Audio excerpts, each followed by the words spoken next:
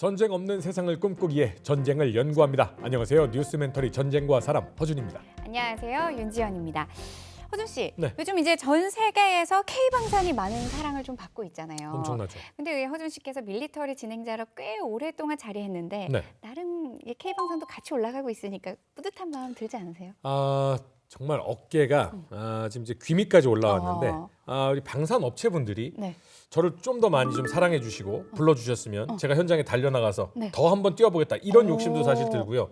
요 얘기하니까 또 이제 K방산 때문에 이제 조금 부가 조금 올라가신 분들도 굉장히 많이 있으신 걸로 그렇죠. 알고 있습니다.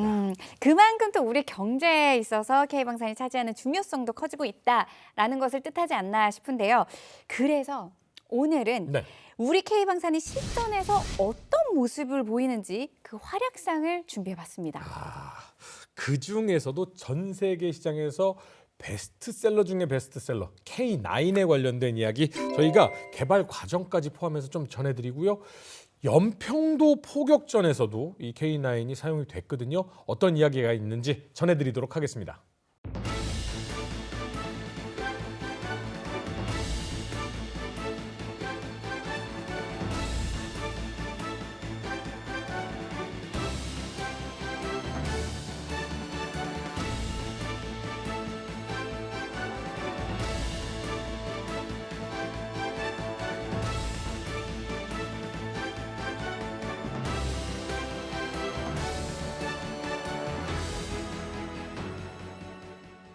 이 K9 자주포가 도입이 되면서 그 전의 포병의 열세가 어떻게 다시금 반전이 되는 그런 순간이 아닌가라는 생각이 드는데요.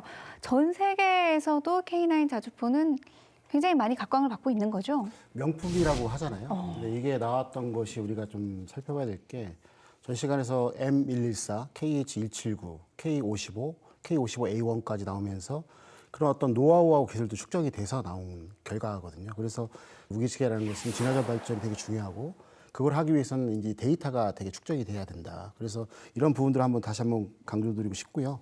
지금 현재 K9 같은 경우는 1000여 문 이상이 우리 야전에 배치되어 있고 전 세계적으로는 뭐 얼마나 열풍이 있는지 말씀 안 드려도 잘 아실 겁니다. 그래서 K9 자주포 성능을 좀 말씀드리면 체계 사거리가 가장 이제 긴 게 60km 정도 육박을 하거든요. 그때 쓰는 탄이 K333 ERM-H 탄이라고 해요. 이제 좀 생소하시죠? 그거는 이제 두 가지의 어떤 기능이 있는데요. 비비탄 플러스 랩탄의 기능을 같이 섞어 있는 거예요. 비비탄이라는 것은 뭐냐면은 앞으로 나가려고 하는데 뒤로 끌어당기는 그 힘을 마찰력 항력이라고 하거든요. 네. 그걸 상쇄시키는 거고요.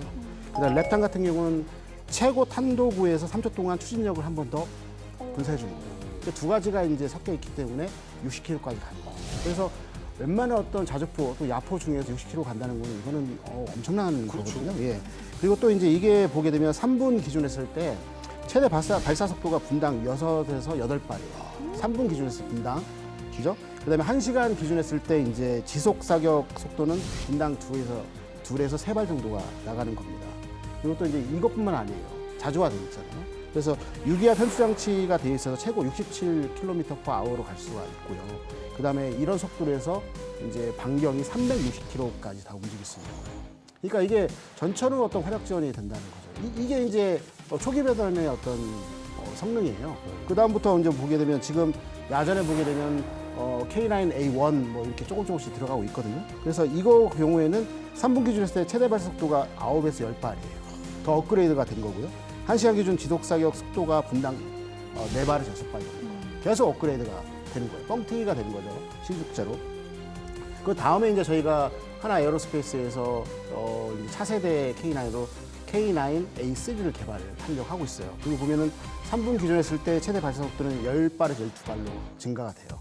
그리고 1시간 기준 지속 발사 속도가 분당 6에서 10발 정도가 이렇게 나가고 있는 겁니다. 5초에 한 발. 예, 그렇죠. 이미 이제 이 미국의 대표적인 자주포인 팔라딘은 이제 뛰어넘었고요.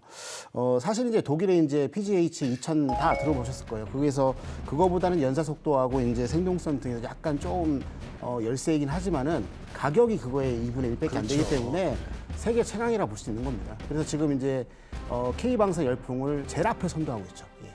그리고 생산 속도도 말이 안 되게 그럼요. 좋고요. 그리고 우리가 직접 만들고. 그렇죠. 그리고 어떻게 보면은 로켓을 발사하는 자주포다 이런 느낌도 사실 들고 그리고 항력을 줄이고 그렇습니다.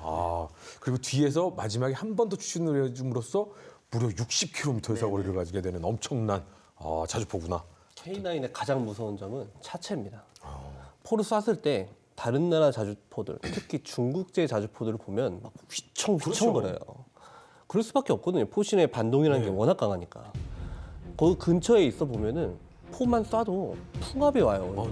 엄청 세거든요. 근데 우리나라 K9은 쏘면 미동도 안 합니다.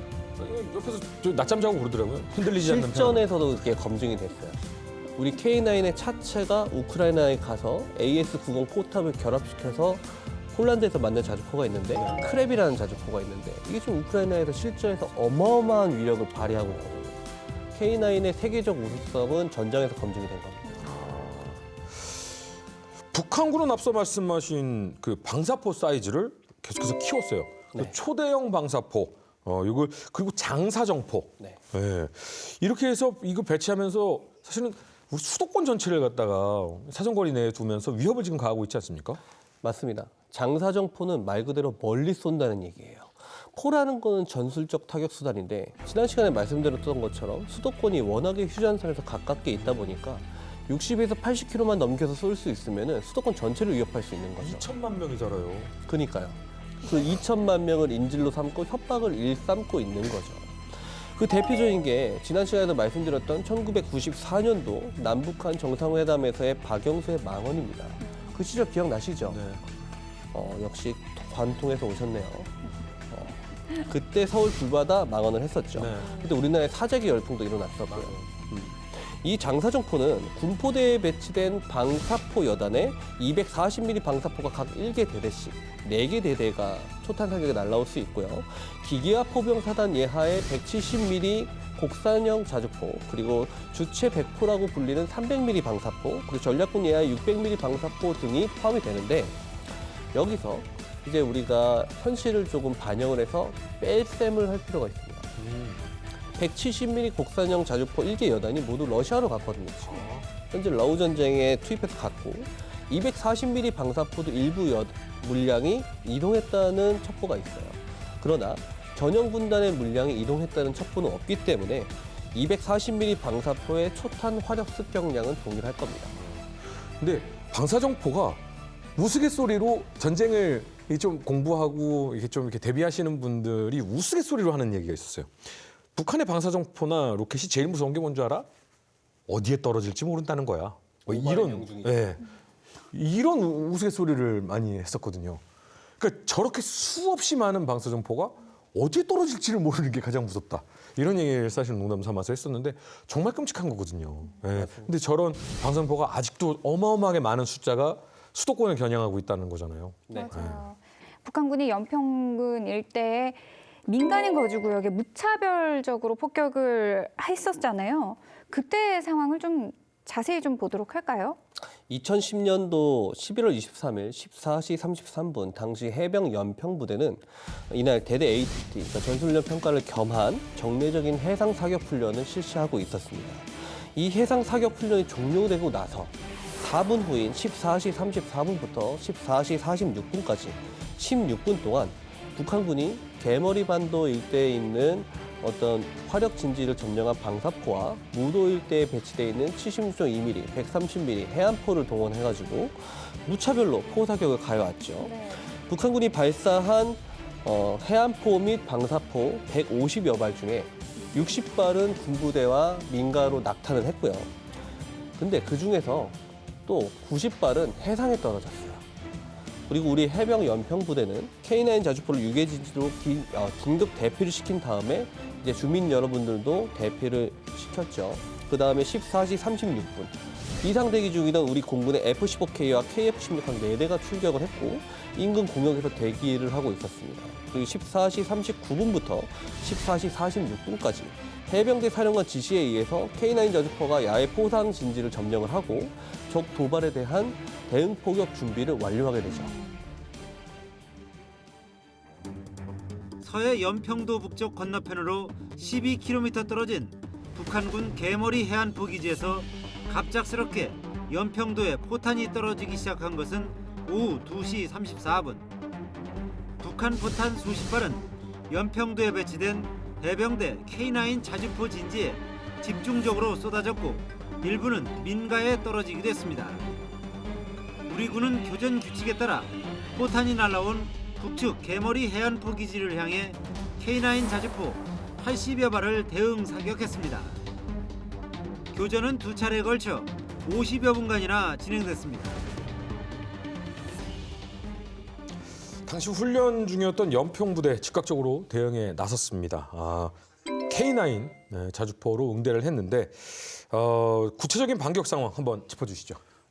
그날 이제 2010년도 11월 23일 잊을 수가 없는 날이죠. 그때 이제 그 해병대의 포병부대가 즉각적인 사격 반격을 통해 가지고 어떻게 보면은 좀 뭐랄까 통쾌하기도 하고 다시는 이제 도발을 못하게 하는 어떤 조치를 취했어요. 근데 그걸 할 수 있었던 이유가 딱 두 가지가 있습니다. 첫 번째, 그 사건이 그 포병 도발 사건이 일어나기 전에 포병부대가 몇천 발의 어떤 이제 해상에서 포병 훈련, 사격 훈련을 했다는 겁니다. 그러니까 뭐냐면 사격 준비가 되어 있는 어떤 태세를 갖춰져 있다는 거고요. 그다음에 두 번째는 뭐냐면 북한군이 일격을 가했을 때 신속하게 장비와 인원들이 눈앞에 수 있는 포상으로 피신했다는 겁니다. 우리 바둑을 보게 되면 아생우 연운살타라고 하잖아요. 먼저 내가 살아야지 공격을 할 수 있다는 거죠. 그래서 전투력을 잘 보존했기 때문에 반격이 가능했다는 것이죠. 그래서 이제 북한군의 1차 포사격이 끝나고 나서 정확하게 그날 14시 47분부터 해병대 K9 자주포들이 진지를 재점령하고 이제 사격을 가하는데 이제 무도포 진지에 50여 발, 그다음에 개머리포 진지 30여 발, 총 80여 발을 발사를 하게 됩니다. 그리고 그거에 이어서 우리의 항공 전력들이 전개를 하게 되니까 북한군은 이제 더 이상 어떤 활약을 못하고 이제 꼬리를 내리는 어떤 상황이 발생된 것이죠. 우리 군이 발사한 K9 자주포 80발은 북한 개머리와 무도에 있는 해안포 기지에 집중적으로 떨어졌습니다. 당초 해안포가 들어있는 동굴진지가 아닌 막사 주변을 겨냥한 것으로 추정됐지만 이 가운데 상당수는 동굴진지를 직접 타격한 것으로 알려졌습니다. 군 관계자는 이와 관련해 그동안 개머리와 무도에서 관측됐던 북한 동굴진지 여러 곳이 육안에서 사라졌다고 밝혔습니다. 요거를 조금 더 보충 설명을 드리자면은 네.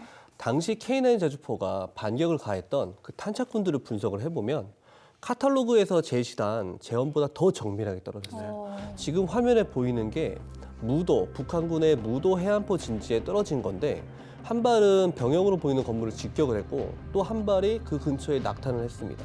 근데 K9의 살상 반경을 155mm 고폭탄 살상 반경을 고려하면은 어마어마한 피해가 발생했을 거예요. 그리고 몇 가지 원은 또 겹쳐져 있거든요. 양궁으로 따지면은 10포인트 안에 있는 렌즈를 쐈는데 렌즈를 쏜 화살을 또 가는 거죠. 그렇죠. 요 다음 사진이 이제 개머리 해안포 진지, 개머리 반도에 전개한 적의 방사포 진지를 타격을 한 건데 붉은색 원이 우리 K9 자주포의 포탄이 낙탄한 겁니다.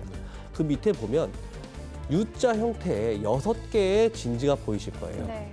저게 적 방사포가 포진을 점령한 위치입니다. 근데 그 6개 중에 가운데 3개가 지금 뭐가 그을음이 보이죠? 네. 저게 방사포 30발을 다 쏴가지고 그 뒤에 생긴 그을음입니다.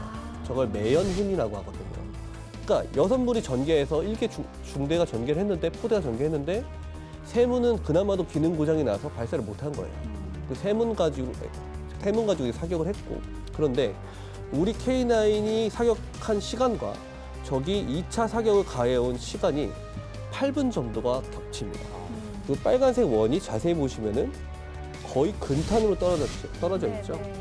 살상 반경과 위험 반경을 고려했을 때는 저 6문 포대장을 포함한 40명 이상의 북한군은 저 자리에서 전멸 혹은 전멸에 준하는 피해를 입었을 것으로 분석이 됩니다.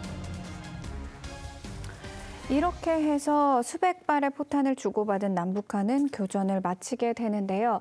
앞서 교수님께서 말씀하셨듯이 오히려 이 사태 이후로 북한의 포가 정말 어떻게 보면 질보다는 양으로 떨어지고 있구나라는 거를 여실히 드러낸 꼴이 돼버린 거죠.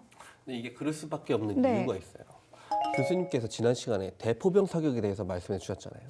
포병은 그거에 대비해서 슈덴스크트 사격하고 사격 진지 이탈해서 다른 진지를 점령하고 이걸 계속 해야 되는데 한국군의 대포병 레이더와 대포병 사격 전력, 대화력적 전력이 한미연합군이 너무 빽빽하게 돼 있으니까 북한 입장에선 이걸 의식하지 않을 수가 없는 거예요. 탄약고가 있어야 계속 포를 쏠 거잖아요. 그래서 평소에 저 북한의 탄약고들은 갱도 안에 들어가 있습니다. 그런데 북한은 전기가 부족하잖아요. 그래서 각 부대별로 보면 김정일 때 근처에 강이 있는 부대는 수력 발전기를 설치하라고 했어요. 그리고 태양광 발전기를 부대마다 주둔지에 배치를 하거든요. 그렇다 하더라도 저 환풍기를 24시간 돌릴 정도의 전기는 안 나오는 겁니다. 그러다 보니 지하실에 있으면 습기 차죠. 장마철 한 번씩 지나갈 텐데 물 차오르겠죠. 그럼 저 포탄의 장약이 떡지고 곰팡이 쓸고 다 상해버리는 거예요. 그럼 저것들을 치환을 해줘야 되는데 저 엄청난 숫자의 포탄을 치환할 경제력 능력이 없는 거죠. 그래서 저 당시에 연평도 포격전을 할 때도 인민군 4군단 내에서 고르고 고른 해안포와 가장 상태가 좋은 탄약들을 끌고 나왔는데 무려 90발이 바다에 떨어져 버린 거예요. 장약 이상으로.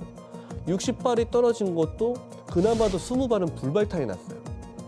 계속 화약들이 문제가 생기니까.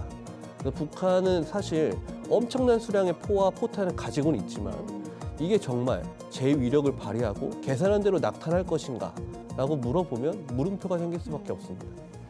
얼마 전에 보면 이제 우크라이나 전쟁에서 러시아에 상당히 많은 뭐 이제 포탄을 지원을 했잖아요. 보면 이제 서방에서도 그렇고 이제 러시아 자체에서도 양은 많지만은 정확도가 떨어진다. 불발탄이 많다라는 것이 지금도 나타나고 있는 거거든요. 습기라든가 여러 가지 요인에 의해서 이제 이게 다 탈이 날 수밖에 없는 건데 그래서 이제 북한군에 딱 보게 되면은 그 전술이 포병 전술 저기서 여실히 나타나게 돼요. 아까 연구위원님께서 말씀하신 것처럼 보게 되면 122mm 방사포하고 130mm 해안포, 76 평사포 이런 등등이 되어 있는데 북한군의 어떤 포병 전술의 핵심 다른 것도 마찬가지지만은 우리가 교범을 보게 되면 배합이라고 합니다. 배합. 우리로 말하는 융복합. 그러니까 사거리가 서로 다른 것을 가지고 이제 다 배치를 시켜놓는 거예요. 그 이유는 뭐냐면 앞에서 모든 것을 밀집시켜 놓게 되면은 우리의 대포병 사격에 의해서 다 절단이 나겠죠. 그렇기 때문에 그 진지를 가지고 좀 이격시켜 놓게 사거리가 긴 거는 좀 뒤쪽에 중간 거는 중간에 짧은 거는 앞쪽에 이렇게 놓으면서 갱도까지 시켜놓으면 생존성까지 확보하는 식으로 해서 해놨기 때문에 북한군의 포병화력 전술이 그 당시에 있는 그 지역에서도 그대로 여실하게 나타났다. 사실 그 나폴레옹 시대로 거슬러 올라가면 포병 장교들이 가장 공부를 잘하는 장교들이었잖아요. 그래서 탄도를 계산하고 포가 어디에 떨어질지 수치 측량하고 막 이런 계산을 많이 하지 않았습니까? 아무리 계산을 잘하면 뭐랍니까? 포탄이 이게 불량이래 가지고 계산한 대로 안 떨어지는데 그러면 저희가 이 아무래도 탄착군을 보고 예측하는 어떤 피해가 있지만 실제로 알려진 북한의 피해도 좀 있습니까? 그래서 그 당시에 이제 정보가 이제 부족했죠. 그래서 근데 그 이후에 뭐가 있었냐면 북한군 4군단 이하에 있는 어떤 탈북자가 탈북을 하게 됩니다. 그게 그러고 나서 2012년도 3월 달 초에 이제 자유아시아 방송을 통해서 이런 얘기를 해요. 2010년도 해병대가 포병 대형 사격을 했는데 북한군 10명이 사망을 하고 30명이 부상을 당했다는 소식을 자신의 대대장으로부터 들었다고 얘기를 해요. 그걸 증언을 합니다. 그래서 우리가 이제 이것도 확실한 정보는 될 수 있을지 모르겠지만은 탈북자 증언을 통해 가지고 전상자가 상당히 낮다. 아까 보시면 알겠지만은 걔네에 비해서 우리는 뭐 얼마나 적은 양의 어떤 포탄을 쐈잖아요. 그렇기 때문에 정확도의 어떤 기초란 포병 전술과 대량 어떤 그 뭐랄까 물량에 의한 어떤 전술이 맞붙었을 때는 여기서 아는 것처럼 어떤 정확성에 기초한 것이 전투 효율성을 끌어올릴 수 있다는 것. 그리고 우리 K9의 그런 어떤 성능을 확인할 수 있다는 게 큰 의미였습니다. 21세기 포병 전투는 확실히 달라졌네요. 네. 비록 정확도는 떨어졌지만 그래도 우리도 굉장한 피해를 입었잖아요. 뭐 해병대, 민간인 또 연평도 우리 국민들의 재산 피해도 있었는데 우리의 피해 상황은 어느 정도인가요? 정말 안타까운 상황인데 당시 우리 해병 대원 2명, 고 서정우 하사, 고 문광욱 일병이 전사를 했습니다. 네. 근데 이 중에서 서정우 하사는 저녁 전에 당시에는 이제 사병의 신분이었는데 저녁 전에 마지막 휴가를 출발하고 있다가 부대에 포탄이 떨어지는 것을 보고 자대로 복귀하던 도중에 이제 전사를 하게 됐고요. 문광욱 일병 같은 경우는 수송대에서 임무 수행을 하다가 적 포탄의 파편에 의해서 전사를 하게 됐습니다. 민간인들도 막대한 피해를 입었고 재산 피해도 무려 120억 원 상당이 발생을 했어요. 이 해병들의 그 다큐멘터리 증언을 제가 본 적이 있는데 굉장히 이 마음에 와닿더라고요. 포탄이 떨어지는 그 와중에도 네. 포탄을 실어서 날라야 되잖아요. 왜냐하면 발사를 계속 해야 되니까. 두렵지 않았느냐라는 질문에 지금 내 전우가 다쳐서 쓰러져 있고 지금 저 앞에서 포를 발사하고 있는데 내가 두려워서 포탄을 안 가져다 주면 내 전우는 어떡하라고요. 이 마음 때문에 움직일 수 있었다. 아, 역시나 이 전우애가 가장 큰 용기의 원인이 될 수 있었구나. 라는 걸 보면서 참 자랑스럽구나 우리 군인들이라는 생각을. 절대로 저희 장병들이 약하지 않습니다. 예, 강합니다. 아, 근데 K9의 위력을 보니까 왜 괜히 포병이 전쟁의 신이다라고 불리는지 알겠어요. K9뿐만 아니라요. 그 우크라이나 전쟁 발발 이후에 대전차 무기에 관련돼서도 많은 관심이 좀 쏠리고 있어요. 그래서 현궁에 관련된 이야기 네. 저희가 안 해드릴 수가 없습니다. 맞습니다. 그래서 다음으로 만나볼 무기는 바로 전차를 잡는 무기죠. 보병의 든든한 창으로 자리 잡은 현궁에 관해서 자세히 만나보겠습니다. 지난 2월 러시아가 우크라이나를 침공한 이후 전차 1000대 이상을 잃었다는 분석이 이어지고 있다. 우크라이나에 지원된 제블린과 엔로우, 드론 등 각종 대전차 무기에 의한 성과였다. 러시아 기갑 부대가 대전차 무기에 고전을 면치 못하는 배경은 무엇인가? 그리고 미래 전장 환경에서 대전차 무기는 어떤 방향으로 진화할 것인가? 대전차 무기에 대한 이야기 한번 계속해서 이어나가 보도록 하겠습니다. 대전차 미사일 어떤 식으로 계속해서 진화를 해나갑니까? 예, 대전차 미사일의 이제 발전 과정은 크게 3개 단계로 구분할 수 있습니다. 네. 먼저 결론부터 말씀드리면은 전체적인 발전 방향은 사수, 그러니까 운용자의 생존성을 높이고 조작을 간편하게 쉽게 하자는 게 전체적인 발전 방향이 되겠습니다. 미사일을 딱 쏘고 나면은 이제 손으로 이게 조이스틱으로 가지고 조종을 하면서 맞춰가야 됩니다. 네. 그것이 이제 전문적인 용어로는 시선 지령 유도 방식, 유선 유도 방식, 시선 지령 유선 유도 방식이라고 하는데요. 미사일이 영어는 항상 어려워. 예, 그러니까 이게 미사일에서 미사일 뒷부분에 가느다란 선이 연결돼 있는 거죠. 그 선이 쭉 풀려 나가면서 미사일은 날아가고 그 조이스틱의 움직임이 그 선을 따라서 미사일에 전달이 되고 미사일의 날개 부분이 조정이 돼서 움직이면서 전차를 추적해서 맞출 수 있는 이런 방식이 이제 시선 지령 유선 유도 방식이라고 할 수 있습니다. 그 얇은 선이 엄청 그렇습니다. 뭐 단단한 3km씩, 뭐 2km씩, 3km씩 풀려 나가는 거죠. 아주 가는 선. 진짜 만져져요? 그렇습니다. 아주 가는 선. 그래서 그 선이 풀려 나가다가 어디 나무에 걸려서 끊어져 버리지 않습니까? 네. 미사일이 엉뚱한 데 날아가요. 그러면 실제로 진짜 그런 일이 쏘는 있고. 그 동안에 아무것도 없어야 되네요? 그 길까지? 그 풀려나가는 그 과정에서는 그래서 대전차 미사일도 한계가 뭐냐면은 눈에 보이는 표정만 타격이 가능한 거죠. 그 중간에 장애물이 있으면 타격이 불가능합니다. 그러니까 신화에 갇힌 데가 정말 좋죠. 네, 그렇습니다. 뭐가 없잖아요. 네. 그래서 취약점이 풀려나가는 과정에 계속 조정을 해야 되니까 이게 20초, 30초 동안 계속 한 곳에 있어야 되고 또 이게 조이스틱으로 조정하다가 숙달이 안 된 인원이 하다 보면 비 맞을 수도 있고 있죠. 예, 그래서 그런 한계가 있었던 거죠. 그래서 일부러 속도를 빨리도 할 수 있었는데도 속도를 늦춘 거죠. 그러니까 손으로 해야 되니까. 네, 뭐 여러 가지 측면을 다 고려한 것 같습니다. 그래서 그때 느리니까 날라오는 게 보이면 네. 쏴버리는 거예요. 거기다가. 미사일을. 아니요. 네.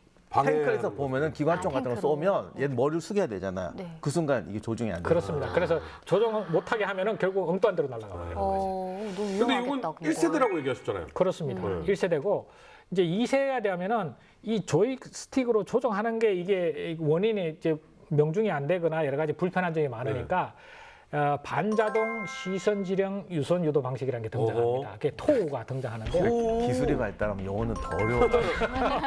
그래서 이 망선, 열십자 망선에 쏘는 사람이 그 전차의 그 가운데 부분을 조준만 하고 있으면 미사일이 따라가는 거죠. 유선은 똑같습니다. 유선은 똑같은데 굳이 조이스틱으로 조정하지 않아도 그 가운데 맞춘 그 전자적인 그 특성을 고려해서 미사일이 그걸 따라가서 맞출 수 있는 이게 이제 반자동이 된 거죠. 저게 그렇습니다. 저 시선을 마주치고 있어야 돼. 전차에 계속 전차를 보고 있어야 돼. 그렇습니다. 예. 그래서 우리 국군의 날 행사 할 때 기억나시지 않습니까?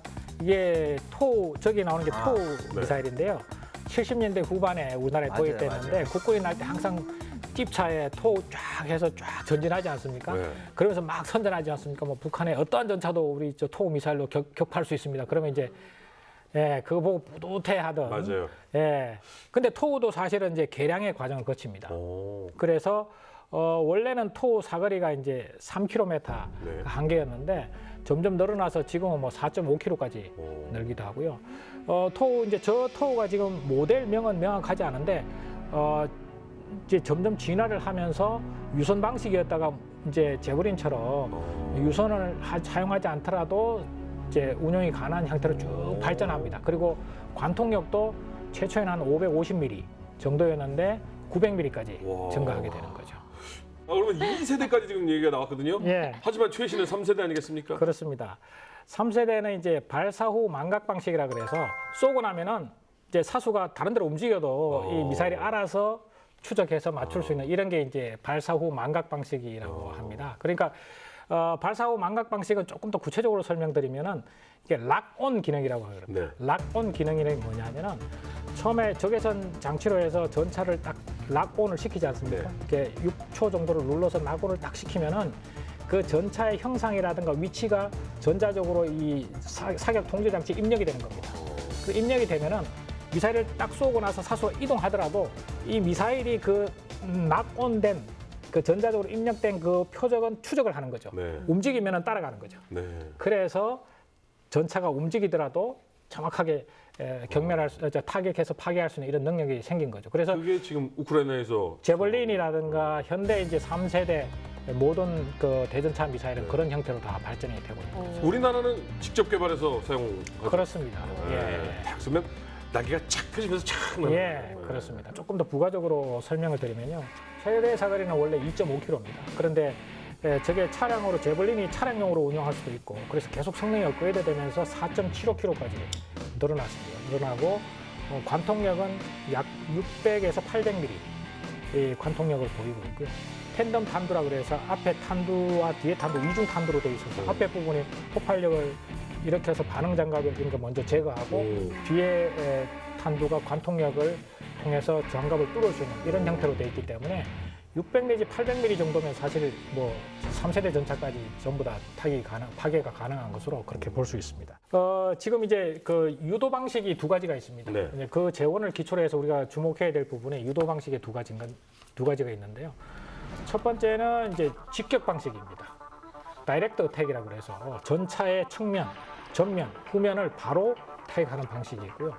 이거는 저 앞에 그 빠져나간 유도탄이 최대 고도가 60m 정도로 됩니다. 그러니까 사격을 할 때 내가 직격 방식으로 사격할 것인가, 그 다음에 전차의 상부 타격 방식으로 사격할 것인가를 결정을 해야 됩니다.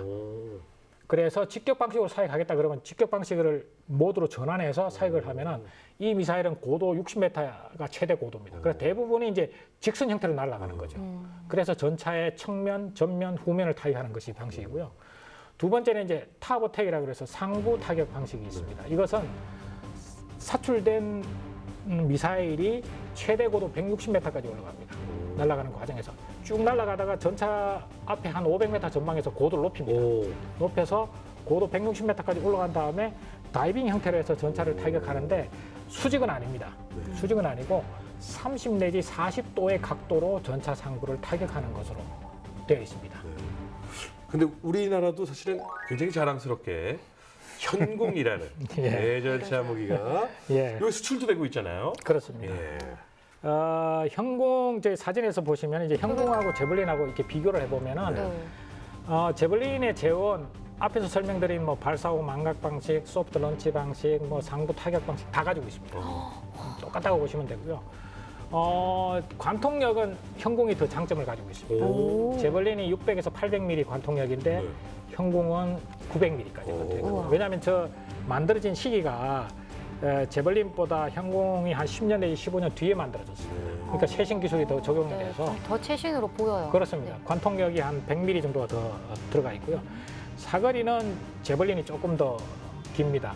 공통적으로 2.5km가 기본인데 제벌린은 그 사이에 이제 성능 개량을 하면서 차량 탑재할 경우는 뭐 4.5km까지, 4.75km까지 이제 한 것으로 해서 사거리는 조금 더 이제 제벌린이 우수하고요. 그래서 중동에서 우리가 수출한 사례가 있는데요. 그 중동 국가 굉장히 만족해 하고 있습니다. 그리고 중동 국가에서 이제 테러리스트라든가 이런 적군을 상대로 운영하면서 뭐 전차뿐만 아니고 오토바이 타고 막 도망가서 이렇게 계곡 사이로 숨었는데 현궁을 쏴서 쫓아가서 발사구 망각 방식이니까 쫓아가서 타격해서 성공 막 환호성을 지르는 지금 테러리스트가 오토바이 타고 이제 도망가고 있는 거예요. 네, 그렇습니다. 야, 근데 저렇게 작은 표적도 라곤이 그렇습니다. 그래서 이게 그만큼 이제 센서라든가 이런 것들이 저기 성능이 좋다는 의미고 그 발사구 망각 방식 같은 장점이 바로 저런 데서 이제 볼 수 있는 거죠. 그러니까 기본적으로 낙원 하기 위해서는 가시선에서 일단 낙원을 시켜야 되지만은 잠깐 어디 은폐된 적에 사라지더라든가 숨더라도 따라가서 저기 파괴할 수 있는 그 성능이 있는 거죠. 게다가 날아오는 게 잔인하게 보이지도 않으니. 오. 근데 그렇습니다. 물론 실수도 종종 있긴 했었습니다.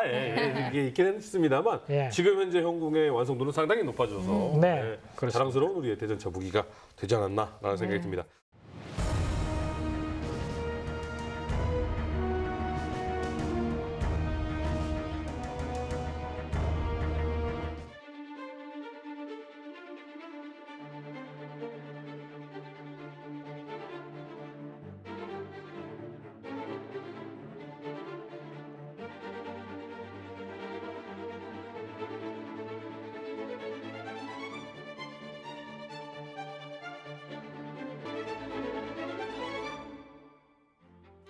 네, 이번 시간 우리 수출 산업의 주축이자 민주주의의 변기창으로 거듭나고 있는 K방산의 실전 활약상에 대해서 자세히 살펴봤는데요.